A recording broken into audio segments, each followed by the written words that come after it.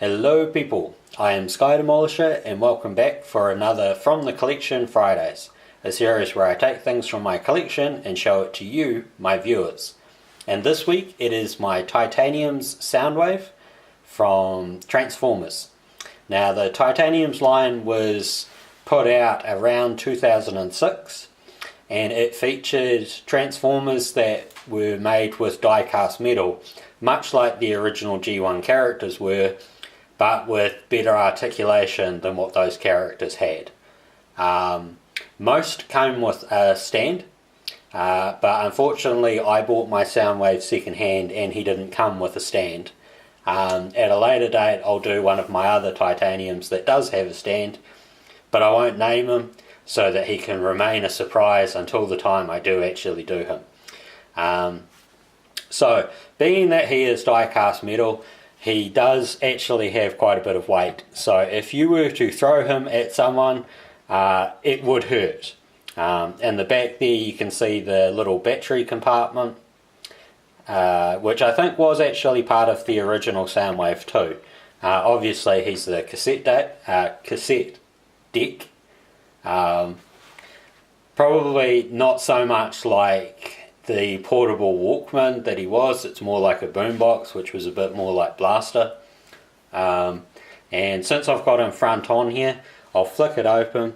He does actually come with a laser beak, and the laser beak just goes on the inside of this door. If I pull him up, you can see that the door is, get it in shot. The door is actually transparent, so you can actually see through it. You can see the inner workings of the deck there, and it just clicks back. It's not a proper click thing.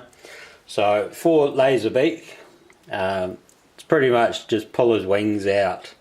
So this is probably not the best way to do it, but you know, I am a very lazy person. You can see on this side he's got feet, so you can put his feet down.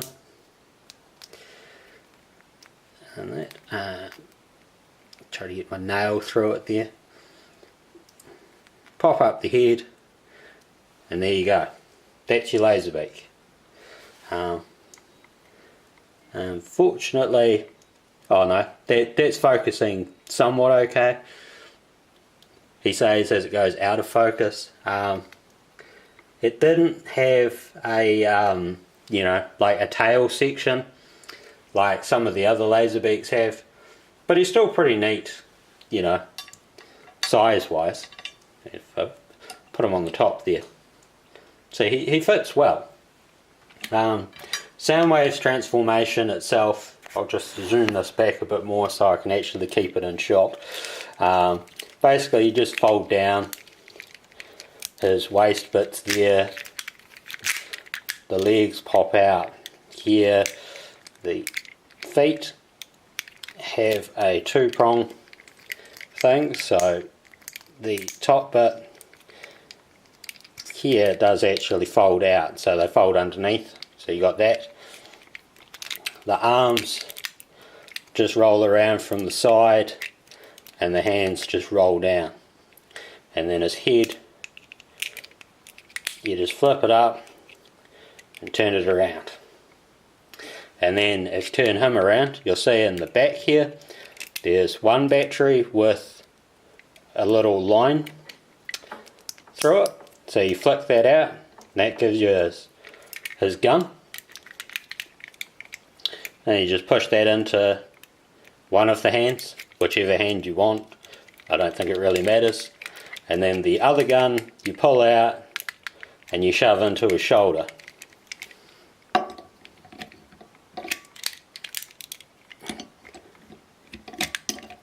Yeah. The unfortunate thing is that given his weight with the die-cast metal, his legs can sort of press back in and become a bit problematic there.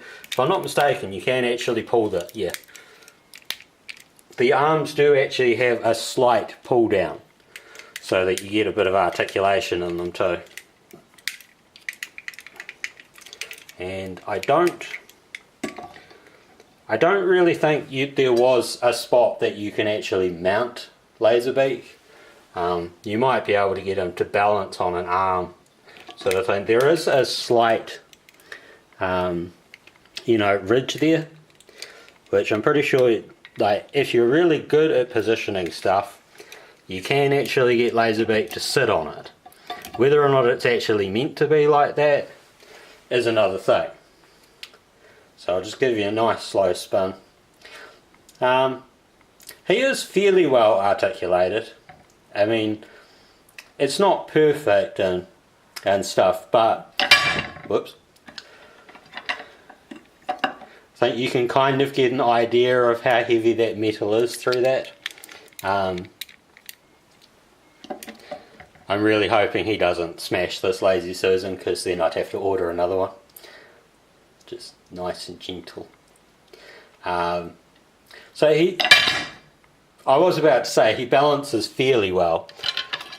He balances fairly well when you're not moving him on, a moving table thing like I am. He's a pretty nifty figure. I'm pretty pleased with him. I believe I got it off another Transformers New Zealand member. So I'll put a link down below to our Facebook page and our boards, so that you can have a look at the website that we've got for Transformers fans in New Zealand, and join along if it's something that you'd be interested in. I'll try to stop him falling over again. The head doesn't have articulation other than the left and right movement, so he can't look up or down, sort of thing. But he's pretty awesome. I enjoy him. I like the size of him, because he's very small and compact. Like if I put my hand in behind, it's the sort of thing that, it's pretty good size for a kid, or for an adult collector, for the posability and stuff. It's pretty neat. Of course, these days he's surpassed by the Soundwaves that we've got for other lines. Like, I don't think it's Titan's Return, but the newer lines that are like Titan's Return has a Soundwave that is more articulated than this and larger. But all around, he's a pretty nifty thing, and if you miss that sort of G1 feel of having die-cast metal, I would seriously suggest tracking down some of the Titanium's figures. They were sold fairly well in New Zealand, so there's bound to be a number out there. But finding them complete, that might be a different story. So I hope you've enjoyed that, and until next time, take care of yourselves. Bye.